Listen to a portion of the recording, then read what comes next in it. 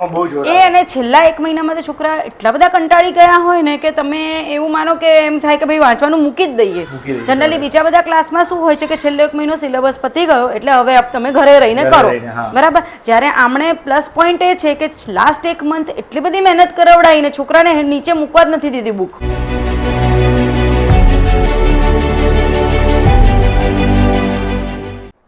નમસ્કાર વિદ્યાર્થી મિત્રો, હું છું હર્ષવર્ધન. આજે આપણે આવી ગયા છીએ ખુશી પંચાલના ઘરે. જો એમ્પલ ડ્રીમ્સમાં ક્લાસ 10થમાં ખૂબ જ સારા પર્સન્ટેજ પામેલ છે. પર્સન્ટેજ છે એમના 95.93 PR, જે કોઈ નાની વાત તો છે જ નહીં. મતલબ આપણે જોવા જઈએ તો એમ્પલ્સમાં જોયા બાદ ખુશી તમારો પર્સનલ રિવ્યુ કઈ રીતનો રહ્યો? મેં એમ્પલ 2 વર્ષથી જોઈન કર્યું હતું. 9th અને 10th 2 વર્ષ હું એમ્પલમાં જ હતી અને મારો એક્સપિરિયન્સ બહુ જ સારો રહ્યો છે. જનક સર અને વિમલ સર સાથે ભણીને એકદમ ઘર જેવું વાતાવરણ લાગ્યું અને બહુ મેં સારું ઇમ્પ્રુવમેન્ટ પણ કર્યું છે. ઓકે, સો તમે આપણે ક્લાસ 10 તમારું ફર્સ્ટ ટાઈમ હતું બોર્ડ્સ, તમને એક આમ પ્રેશર રહેતું હશે સોસાયટલ પ્રેશરના રિલેટિવ્સનું કે ફર્સ્ટ ટાઈમ બોર્ડ છે તો કઈ રીતના કરીશ, શું કરીશ? તેમાં તને એમ્પલમાં આવ્યા બાદ તને શું સારું આમ ચેન્જ લાગ્યું? એમ્પલમાં આવ્યા બાદ સરે અમને બહુ સારી રીતે મોટિવેટ કર્યા અને એમણે એટલી પ્રેક્ટિસ કરાવડાવી અને પેપર સોલ્વિંગ કરાવડાયા ને કે અમારા ડાઉટ્સ ને બધું એકદમ લાસ્ટ ક્લિયર થઈ ગયું હતું, એટલે કોઈ વાંધો નહોતો આવ્યો. ઓકે, 95 PR લાવવા એ કોઈ મતલબ ઈઝી વસ્તુ તો છે નહીં, અને પાછળ મહેનત બહુ લાગી છે. ઓકે, સો એમાં તારું શેડ્યુલ કઈ રીતનું રહેતું દિવસનો? દિવસમાં લાઈક હું 7-8 કલાક તો ભણતી જ હતી. પછી પ્લસ એમ્પલ માંથી શું કહેવાય, સર અમને પેપર સોલ્વિંગ કરાવડાવે ને બધું કરાવડાવે. ઓકે, હવે પેપર રાઇટિંગની જે વાત છે એ તો મસ્ત છે, બીકોઝ ફર્સ્ટ ટાઈમ બોર્ડની એક્ઝામ છે. પેપર રાઇટિંગ વગર આપણને કોન્ફિડન્સ આવવાનો નથી. સો એ પેપર રાઇટિંગમાં સરે કઈ રીતની મહેનત કરાવડાવી તમને? મોસ્ટલી સરે બધી ટાઈપના પેપર સોલ્વ કરાવડાયા હતા, લાઈક ગાલા છે, લિબર્ટી છે, વ્રજ છે, જેનાથી અમને છે ને અલગ અલગ ટાઈપના ક્વેશ્ચન્સની ખબર પડે કે બોર્ડ્સમાં કઈ રીતના ક્વેશ્ચન્સ પૂછાવતા હોય છે. પછી લાસ્ટ યરના પણ ખાસા બધા પેપર સોલ્વ કરાવડાયા. હા, અને પ્રેક્ટિસ વર્કમાંથી પણ સરે ખાસું બધું કરાવડાયું હતું. હવે આમાં આપણે જોવા જઈએ તો પહેલા તારું જે રિઝલ્ટ આવતું હતું એ અને એમ્પલમાં જોડાયા બાદ તને જે આમ ભણવાની જે આમ ઈચ્છા કહીએ આપણને, એ ત્યાં એક એટમોસ્ફિયર તમને મળતું હશે જે બીજા ક્લાસીસમાં નહીં મળતું હોય. ઓકે, એના વિશે કઈ કહેજે. લાઈક એમ્પલમાં હર વખતે શું કહેવાય, આમ સર બહુ જ સારી રીતે ભણાવે અને એમાં કેવું થાય કે અમુક વખત એવું થાય કે ભણવાનો મૂડ ના હોય કે પછી બીજું કઈ રીઝન હોય તો સર તમને એ રીતે ભણાવશે ને કે તમારો મૂડ જાતે જ આવી જશે. એટમોસ્ફિયર મેટર કરે છે. એટમોસ્ફિયર મેટર કરે. હવે આપણે આ બોર્ડની એક્ઝામ ફર્સ્ટ ટાઈમ હતી તો તમને એક આમ ડર હશે કે બોર્ડની એક્ઝામ છે તો શું થશે શું નહીં. સરે ડર, આઈ નો દેટ કે મોટિવેશન આપીને એ ડર તો ભગાઈ દીધો હશે, બટ બીજી એક વસ્તુ સરે કરી હતી, રિયલ પ્રી બોર્ડ એક્ઝામ. હા, સો એનાથી તને શું ફાયદો થયો? એનાથી મને એ ફાયદો થયો કે બીજી સ્કૂલમાં જવાનો પણ જે એક ડર હતો કે બીજી સ્કૂલમાં જઈને કેવી જગ્યા હોય આમ એનો ડર દૂર થઈ ગયો. ત્યાંના ટીચર ને બધું કેવું હશે. ઓકે, અને તે ક્યારે આમ વિચારીને રાખ્યું હતું કે આટલા સરસ માર્ક્સ આવશે તારા? વિચાર્યું હતું, પણ મારાથી વધારે સરને મારા પર વધારે કોન્ફિડન્સ હતો. બરોબર છે, એટલે આમાં મહેનત તો તારી પણ હતી, પેરેન્ટ્સની પણ હતી અને સરની પણ હતી. હવે આપણે જોવા જઈએ તો એક ટ્રાયેંગલ ફોર્મ થાય છે કે સ્ટુડન્ટ જેટલું મહેનત કરશે, સાથે સાથે પેરેન્ટ્સ જેટલા એફર્ટ્સ લગાવશે અને સર જેટલી મહેનત કરશે, એ ત્રણેયનું મળીને તારું રિઝલ્ટ આવે છે. ઓકે, સો આપણે હવે વાત કરીશું એમના મધર સાથે.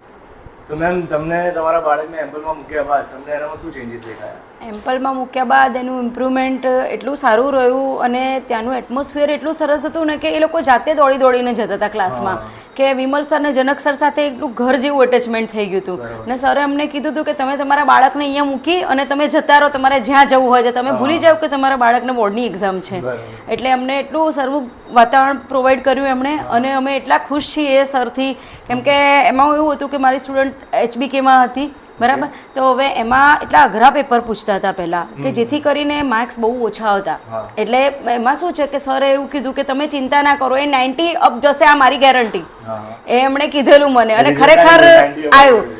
એમાં પેપર અમારે એટલા બધા અઘરા સ્કૂલમાં પૂછતા હતા ને કે છોકરા ડિપ્રેશનમાં આવી જાય. બાકી બીજી બધી સ્કૂલમાં થોડા ઇઝી પેપર પૂછતા હતા. એટલે એ વખતે હું સરને મળી અને સરને મેં વાત કરી કે સર હવે આ મારી છોકરી છે હોશિયાર, પણ હવે એનું રિઝલ્ટ આટલું ઇમ્પ્રૂવ નથી થઈ રહ્યું. એટલે કે મેડમ કે તમે ચિંતા ના કરો, આ મારી ગેરંટી છે, 90 પહોંચશે.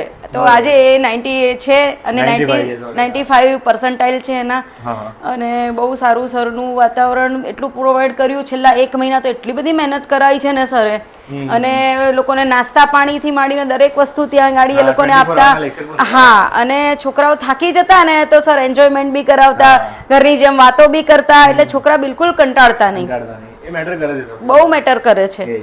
સામેથી દોડીને જતા રહે કે ભાઈ ચલો હવે મને મૂકી જાઓ. મૂકી જાવ હા. હા. બાકી બેઝિકલી જોવા જઈએ તો એક સ્ટુડન્ટને ટ્યુશન જવામાં બહુ જોર એ આવે. અને છેલ્લા 1 મહિનામાં તો છોકરા એટલા બધા કંટાળી ગયા હોય ને કે તમે એવું માનો કે એમ થાય કે ભાઈ વાંચવાનું મૂકી જ દઈએ. મૂકી દઈએ. જનરલી બીજા બધા ક્લાસમાં શું હોય છે કે છેલ્લો 1 મહિનો સિલેબસ પતી ગયો એટલે હવે તમે ઘરે રહીને ઘરે કરો રહીને, હા. બરાબર. જ્યારે આમણે પ્લસ પોઈન્ટ એ છે કે લાસ્ટ 1 મંથ એટલી બધી મહેનત કરાવડાવીને છોકરાને નીચે મૂકવા જ નથી દીધી બુક. હા.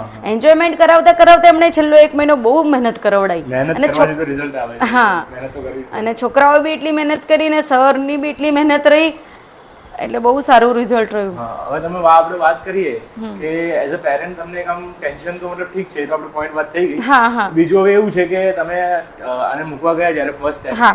ક્લાસીસ પર હા. ટેન્થ ચાલુ થયું તો તમને આમ એવું બીજી વાર જવાની જરૂર પડી હતી કઈ કમ્પ્લેન કે કઈ લઈને? ના ના ના કમ્પ્લેન તો કોઈ દિવસ આવી નથી. હજુ સુધી તો કમ્પ્લેન જેવું કંઈ લાગ્યું જ નથી અમને.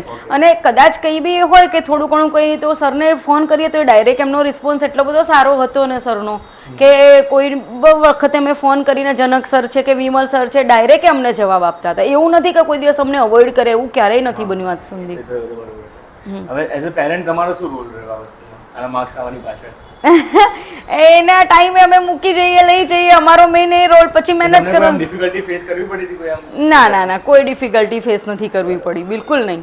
હવે તમારે કોઈ ફેમિલી ફ્રેન્ડ્સ અથવા રિલેટિવ્સમાં કોઈ રેફરન્સ આપવું હોય? હા રેફરન્સ ઓલરેડી આપેલો જ છે અને Okay. ત્યાં મારા કાકાના 2 દીકરાઓ ઓલરેડી ત્યાં ભણી જ રહ્યા છે. એક અત્યારે હાલ 10th માં આવ્યો છે ને એક લગભગ 8 માં હશે કદાચ. Okay. 8 માં જ છે. હા હા, એ તમારે મને રેફરન્સ આપો, તમે કઈ રીતના આપશો રેફરન્સ આપો હોય તો? બસ ઘર જેવું વાતાવરણ પ્રોવાઈડ થશે અને પૂરો વિશ્વાસ સાથે ત્યાં મૂકી દો, તમારા છોકરાનું ટેન્શન મૂકી દો અને એમ્પલમાં એડમિશન લઈ લો. નહીં, બરોબર.